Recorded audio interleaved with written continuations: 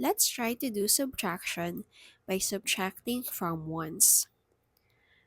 So we have here 18 minus 5 is equal to blank. So 5 taken away from 18.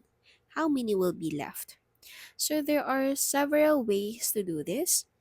One is crossing out 1, 2, 3, 4, 5, and then we count what's left. So 10, and then we're left with 1, 2, 3 here. That would be 13. Another way is to do counting back. So from 18, we count back 5 times. 18, 17, 16. So that's 1, 2, 15, 14, and then last one, 13. So that's 2 ways already. Another way is with the use of number bonds. So 18 minus 5. So from our 10 frames, we know that 18 is actually 10 and 8. So we subtract 5 from 8. We're left with 3. So 1, 2, 3, 4, 5. We're left with 3.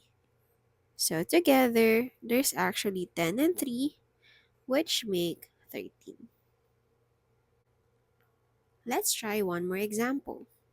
So we have here 17 take away 4.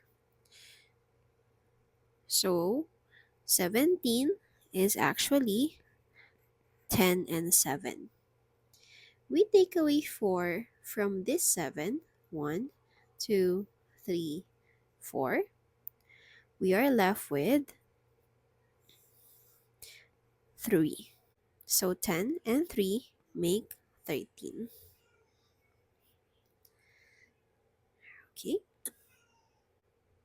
Finally, we have here our last example, 19 minus 7. 19 is actually 10 and 9. So when we subtract 9 minus 7, 1, 2, 3, 4, 5, 6, 7, we're left with 2.